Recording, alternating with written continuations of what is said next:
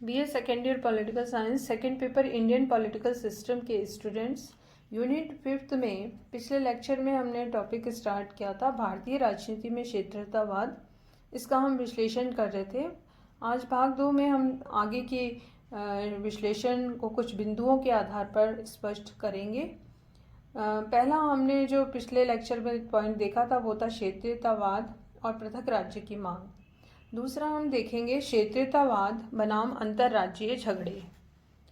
क्षेत्रीयतावाद एक ऐसी समस्या है जिसके द्वारा विभिन्न राज्यों के बीच आपसी विवाद और झगड़े पैदा होते हैं। कभी सीमा विवाद को लेके, कभी नदी पानी विवाद को लेके उग्र मतभेद और तनाव रहे हैं। राष्ट्रीय स्रोतों के वितरण पर राज्यों के बीच कई बार सहमति नहीं हुई है और आपसी होड़ दिखाई देती रही है। उदाहरण के लिए मध्य प्रदेश, गुजरात, राजस्थान के बीच नर्मदा नदी के जल के वितरण को लेकर विवाद उत्पन्न हुआ। पंजाब, हरियाणा, राजस्थान के बीच नहरी पानी विवाद को लेकर विवाद रहा है। राजस्थान, पंजाब के बीच भाखड़ा नागल बांध से उत्पन्न बिजली बंटवारे को लेकर विवाद रहा। आंध्र प्रदेश और कर्नाटक के बीच कृष्णा विवाद प्रमुख रहा है। इसी तरह उग्र क्षेत्रीयतावाद के कई उदाहरण देखे जा सकते हैं जिसने कि इस समस्या को और अधिक बढ़ाया है। दिसंबर 1981 में एक समझौता हुआ और रावी व्यास नदियों के पानी को बंटवारे को लेकर पड़ोसी राज्यों हरियाणा और राजस्थान के साथ पंजाब का ये समझौता था, लेकिन सभी समझौते रद्द हो गए और इससे एक कानूनी विवाद भी पैदा हुआ और समस्या बढ़ती चली गई। महाराष्ट्र, कर्नाटक और पंजाब और हरियाणा के बीच सीमा विवाद प्रमुख रहे हैं। इस तरह से अगर हम क्षेत्रीयतावाद को देखें तो इसने भारत के विभिन्न राज्यों के बीच समय समय पर विभिन्न विषयों को लेकर अंतर्राष्ट्रीय झगड़े उत्पन्न करने का कार्य किया है। क्षेत्रीयतावाद का हम अगला पॉइंट यदि देखें वो है क्षेत्रीयतावाद और स्वायत्तता की मांग। भारतीय संविधान के द्वारा संघात्मक शासन व्यवस्था स्थापित की गई है। केंद्र को शक्तिशाली बनाया गया है राज्यों की तुलना में, लेकिन पिछले वर्षों में अगर देखें तो राज्यों की केंद्र पर निर्भरता को कम करने की मांग बढ़ती रही है और राज्य ये मांग करते रहे कि उन्हें स्वायत्तता दे दी जानी चाहिए। स्वायत्तता की मांग पर स्वायत्तवादी पृथकतावादी जो नारे हैं वो लगाए जाते हैं और ये मांग बहुत प्रबल हो जाती है और पृथक पृथक राजनीतिक दलों की सरकारें केंद्र और राज्यों में जब गठित होती है तो ये विवाद और अधिक बढ़ जाता है। पंजाब में मास्टर तारा सिंह के नेतृत्व में अकाली दल द्वारा सिखों के स्वायत्त राज्य की मांग उठाई गई थी। द्रमुक अनाद्रमुक दलों ने राज्य स्वायत्तता की मांग का समर्थन किया। 1991 में उड़ीसा के नेता बीजू पटनायक ने राज्यों के लिए स्वायत्तता की मांग की थी। तो ये स्वायत्तता की मांग क्षेत्रीयतावाद को और अधिक बढ़ावा देती है और इससे भी एक विवादास्पद स्थिति पैदा होती रही है। फिर नेक्स्ट बिंदु हम देखेंगे क्षेत्रीयतावाद और केंद्र राज्य संघर्ष। क्षेत्रीयतावाद एक ऐसी समस्या है भारतीय राष्ट्रीय एकता में भी बाधक है। ये एक संकीर्ण मनोवृत्ति पर आधारित समस्या है और इसने कई बार केंद्र राज्य संघर्षों को जन्म दिया है। भारतीय राजनीति में क्षेत्रीयतावाद को केंद्र राज्यों के बीच विवादों के रूप में कई बार देखा जा सकता है, कई उदाहरणों से स्पष्ट किया जा सकता है। 1968 को केंद्रीय कर्मचारियों की हड़ताल का सामना करने के लिए केंद्र ने राज्यों को निर्देश दिए। केरल की वामपंथी सरकार के मुख्यमंत्री नंबूद्रिपाद ने केंद्रीय अध्यादेश को श्रमिक विरोधी कहकर उससे इनकार कर दिया।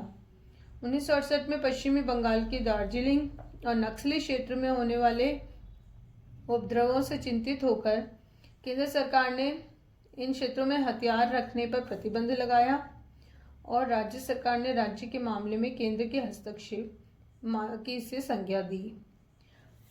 इसी तरह जनता पार्टी के शासनकाल में गो हत्या प्रतिबंध के विषय पे केंद्र और तमिलनाडु, केरल और पश्चिमी बंगाल की सरकार के बीच विवाद उत्पन्न हुए। वित्तीय मामलों को लेकर भी केंद्र राज्यों के बीच समय समय पे विवाद होते रहे हैं।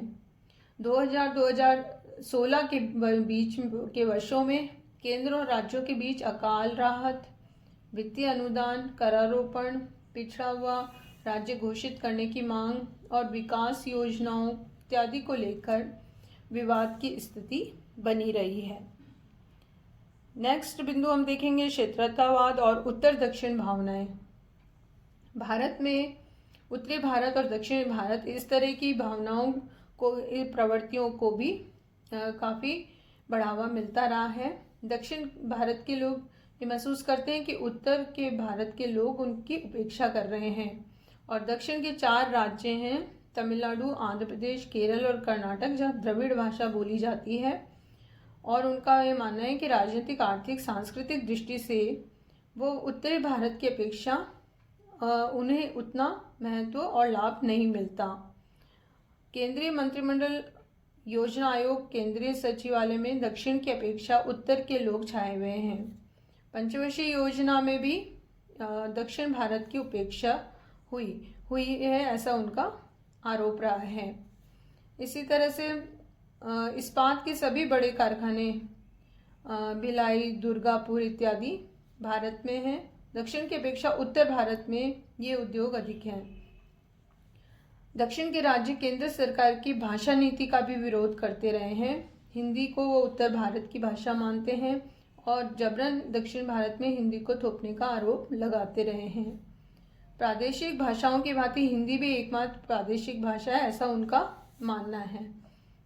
द्रविड़ भाषाओं में तमिल, तेलुगु, मलयालम, कन्नड़ इत्यादि भाषा हैं, और हिंदी इतिहास साहित्य की दृष्टि से अधिक समृद्ध नहीं है। तो इस तरह की जो मनोवृत्ति और भाषागत जो विवाद हैं वो उत्तर दक्षिण भारत के आधार पर भारत में देखे जाते रहे हैं, और इस वजह से भी ये जो क्षेत्रतावाद की समस्या है वो और अधिक बढ़ती रही है, चलती रही है। नेक्स्ट हम बिंदु देखेंगे क्षेत्रतावाद और भाषावाद। आज़ादी के तुरंत बाद यदि देखें तो देश की राष्ट्रभाषा क्या हो, लिपि क्या हो, इसको लेकर हमेशा विवाद रहा, और संविधान में हिंदी को राष्ट्रभाषा घोषित किया गया। भाषा के आधार पर राज्यों का निर्माण और पुनर्गठन हुआ। दक्षिण में हिंदी कम बोली जाती है, उत्तर भारत के राज्यों में हिंदी ज़्यादा बोली जाती है। तो दक्षिण के लोग हिंदी भाषा का विरोध करते रहे। राजभाषा के रूप में उन्हें हिंदी पसंद नहीं थी उस समय, और उन्होंने हिंदी को राजभाषा के रूप में मानना स्वीकार नहीं किया था, और इस बात को लेकर उत्तर दक्षिण के राज्यों के बीच ये विवादास्पद स्थिति रही, और दक्षिण भारत में कई हिंसात्मक आंदोलन उस समय हुए थे। अभी ये विवाद कम हो चुका है, लेकिन आज़ादी के जस्ट बाद हम इस तरह के भाषागत विवाद देखते हैं जिसने कि क्षेत्रतावाद को अत्यधिक बल दिया। असम में भाषा की राजनीति असम आंदोलन की प्रेरणा स्रोत रही है। इसी तरह बांग्ला भाषी लोग भी, असम जनसंख्या के 20% है और उनकी जनसंख्या में 25% वृद्धि हो जाएगी, और इस तरह राज्य में बांग्ला भाषियों का प्रतिशत 45% हो जाएगा, और असमिया बोलने वालों के प्रतिशत से 8-9% ज़्यादा होगा। तो असमवासी भी इस बात को लेकर भयभीत होते हैं, और भाषागत आधार पर ये विवाद चलता रहता है।